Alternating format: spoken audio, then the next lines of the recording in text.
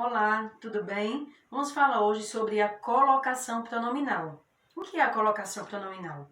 É aquela parte da gramática que versa sobre onde nós devemos, seguindo regras estabelecidas, colocar o nosso pronome átono antes do verbo, dir-se-á que acontecerá a próclise. Se nós colocarmos o pronome átono após o verbo, dizemos que acontecerá a ênclise. E se nós pudermos, seguindo essas regras pré-estabelecidas, colocar o pronome átono no meio do verbo, haverá ocasião de mesóclise.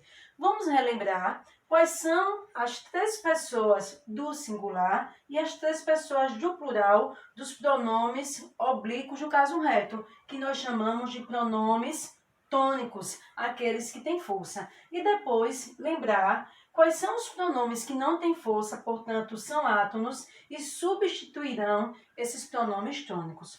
Pois bem, as três pessoas do singular são eu, a primeira pessoa, tu, a segunda pessoa, ele ou ela, a terceira pessoa do singular.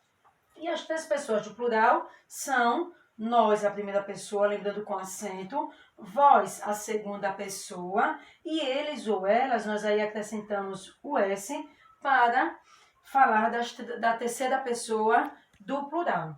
Agora vamos encontrar os pronomes átonos que substituirão essas pessoas dos pronomes tônicos. Então, para substituir eu uso o me. Para substituir tu, eu uso o te. E para substituir ele ou ela, nós usamos se, o, a e o lhe. E as três pessoas do plural, professor, o que é que nós fazemos? Nós vamos, nos primeiros momentos, retirar somente o acento agudo, a força, nos, vos, o se vai continuar, e aqui nós vamos acrescentar o lhes. Então, vamos lá. Então, a senhora quer dizer que são esses pronomes aqui que, dentro de um contexto de uma fala, irão substituir esses? Exatamente. E quando isso acontecer, se houver uma regra que comprove, nós daremos nome a essa colocação desse pronome. Pois bem, agora sim, vamos às definições. Eu já havia dito que a próclise é exatamente a colocação desse pronome átono antes do verbo. Mas o que é que comprova que eu posso, de fato, fazer essa colocação? São o uso das regras gramaticais da norma culta da língua portuguesa, daquilo que nós conhecemos como gramática. Pois bem, existe para essa primeira colocação algumas palavras que nós chamamos de palavras atrativas. Elas servem de que maneira, professora? Elas vão atrair o pronome átono para antes do verbo e nunca após ou no meio do verbo. Então, vamos primeiro identificar quais são as palavras de sentido negativo. Vou citar algumas. Pode ser ninguém, nunca, jamais. Vamos a esse exemplo aqui que eu trouxe. Ninguém me falou sobre algum assunto, né? Eu cortei a frase para não ficar muito longa, mas se você for fazer essa construção, ninguém me falou, percebam, o pronome átono, o me, ele foi colocado antes do verbo falar. Por quê, professora? Porque houve uma palavra atrativa, uma palavra que atraiu esse pronome que não tem força. O ninguém, que é uma palavra de sentido negativo. Existe essa e outras palavras que eu já citei também. Se acaso também aparecer antes do verbo advérbios, lembrando que são advérbios, são aquelas palavras que indicam lugar, modo. Então vamos lembrar de alguns advérbios, aqui nesse caso um advérbio que indica tempo. Ontem o vi no cinema. Vejam, o ontem é a palavra atrativa. O o é o meu pronome átono e está colocado antes do verbo ver. Ou seja, de forma alguma, já que é uma palavra atrativa, que é um advérbio, eu poderia fazer a seguinte construção. Viu no cinema. Isso aqui está incorreto, porque a gramática normativa da língua portuguesa diz que se houver uma palavra atrativa e essa palavra for uma palavra de negação ou um advérbio, nós devemos colocar o pronome átono antes desse verbo. Vamos agora a outra situação em que vai pedir a colocação do pronome átono antes do verbo, que é quando nós encontrarmos pronomes aí nessa construção. Esses pronomes podem ser pronomes relativos ou pronomes indefinidos. Lembrando que os pronomes relativos são aqueles que vão retomar aquilo que já foi dito. Por exemplo, a aula que lhe falei, ou da qual lhe falei, cujo lhe falei, todos esses são pronomes relativos, acabou. Então vejam só, gente, o que atraiu o lhe. E o que é o meu pronome relativo. Portanto, eu não posso jamais fazer a seguinte construção. A aula que falei-lhe acabou, porque o que está atraindo é uma palavra atrativa. Aqui, palavra atrativa. E o lhe é o meu pronome átono. E aqui está o meu verbo. E os pronomes indefinidos? A gente não sabe quem praticou a ação. São aquelas palavras que não dá para precisar quem foi que praticou a ação. É o caso do alguém, do ninguém, todos. Vamos aqui o exemplo. Alguém me procurou. Veja, não dá para saber quem procurou. Veja como atraiu o pronome átono me para antes do verbo procurar. Portanto, nós não devemos de forma alguma fazer a seguinte construção. Alguém procurou-me, porque nós temos a palavra atrativa alguém, que é um pronome indefinido e está puxando o pronome átono para antes do verbo. Bom, essas são as regras da próclise e nós daremos seguimento com as regras da ênclise, que nada mais é do que a colocação do pronome átono após o verbo. Bom, quais são as situações que nós encontraremos para essa construção de um pronome átono que agora está depois do verbo, portanto, deve-se colocar entre o verbo e o pronome átono o hífen, sempre. Então, vamos lá. Quando esse verbo inicia orações, portanto, eu não posso jamais dizer me dê, não posso dizer me dá, não posso dizer te cala, jamais, porque eu iniciei a minha fala com o verbo e houve a necessidade de se colocar um pronome átono também. Portanto, o correto é dizer chegou-me atrasado. Assim também se o verbo indicar ordem, súplica, pedido, nós dizemos que esse verbo está no verbo imperativo. Se ele estiver indicando ordem, pedido ou súplica de maneira afirmativa, nós devemos colocar o pronome átono após esse verbo, porque ele está no imperativo afirmativo. Vamos lá a uma célebre frase. Decifra-me ou te devoro.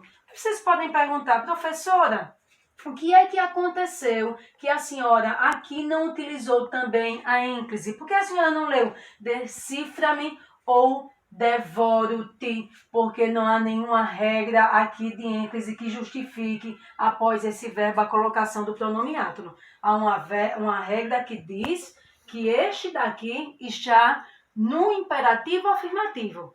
O outro não está. Então, uma regra não pode estar ultrapassando a outra. Deve-se respeitar as hierarquias entre a próclise, a ênclise e a mesóclise. Vamos agora também aos verbos que terminam em NDO, que nós dizemos que ele está no gerúndio. Estavam trazendo-lhes novidades, amando-te, querendo-te, sonhando-te. Vejam que todos estes verbos terminam em NDO. Portanto, estão no gerúndio. Deve-se, nestes casos, colocar o pronome átono após o verbo. Agora, cuidado. Há um porém aí. Se acaso houver antes desse verbo a preposição em, nós devemos colocar o pronome átono antes do verbo e não após. Se eu disser o seguinte, em se tratando de sabedoria, vamos solicitar os filósofos, por exemplo.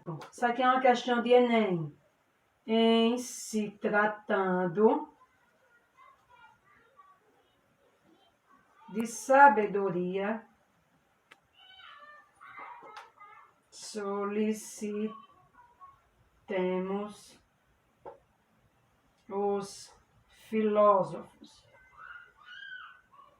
Pois bem, todos iremos concordar que esse verbo termina em NDO, portanto, está no gerúndio. Se isso acontecer, professora, a gente não poderia dizer em tratando-se, não é o que diz a regra da ênclise, de fato, está correto, mas nós temos uma palavra atrativa aqui, ó, uma preposição, o em. Por conta dessa preposição, ao invés de nós colocarmos o pronome átono aqui, que agora é incorreto, ele deve vir antes do verbo, por conta desse pormenor. Por conta dessa regra, está falando sobre as regras da ênclise. Vamos agora à última regra desta aula. Bom, acontecerá a colocação do pronome átono após o verbo quando este estiver no modo infinitivo impessoal. Vamos aqui ao exemplo. É importante alertá-los dos riscos do consumo de bebida, ou seja, o verbo alertar está no modo infinitivo pessoal.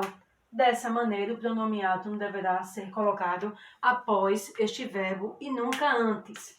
Vamos agora às duas opções para que se coloque o pronome átono no meio do verbo. Lembrando que quando há essa construção de pronome átono ocasionando mesóclise, é por pessoas que têm o mesmo domínio sobre a norma culta padrão da língua portuguesa. Professora, na redação do Enem, eu faço essa construção? Sim, porque a linguagem que se pede nas competências é de fato essa linguagem baseada na gramática. Agora, no dia a dia, professora, eu faço essa construção quando eu estiver conversando com os meus amigos, com os meus pais, não há necessidade desse pedantismo. Então, vamos lá. A mesóclise é, sim, a colocação do pronome átono no meio do verbo, só quando este estiver no futuro do presente do indicativo ou no futuro do pretérito deste indicativo. Vamos ao exemplo aqui? Sentir-se-ão mal se não forem convidados. Vejam, aqui é o verbo sentir, né? Que está no futuro, logicamente, no futuro do presente do indicativo. Sentirão. O que é que nós fazemos nessa construção? A gente rasga o verbo, a gente abre o verbo. Vejam só, é o verbo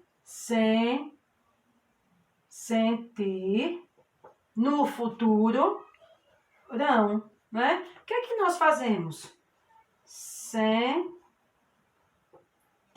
né? A gente abre o verbo, rasga, coloca o pronome átono no meio desse verbo, sentir-se, e o restante do verbo, o tempo do verbo, vai lá para o final. Sentirão, sentir-se-ão. Vejam que o pronome átono ele ficou aqui, ó. No interior do verbo, por isso que meso, meio. Vejam outro exemplo aqui, já com o verbo no futuro do pretérito do indicativo. Ó. Sentir-se-iam mal se não fossem convidados. Aqui nós temos futuro do presente e aqui nós temos futuro do pretérito. A mesma coisa, só a terminação do verbo que mudou.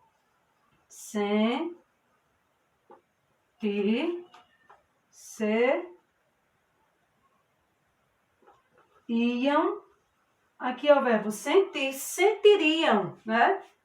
Sentiriam. E aqui também, de novo, no interior do verbo rasgando, nós colocamos o pronome átono. Aí eu trouxe aqui uma frase para vocês refletirem.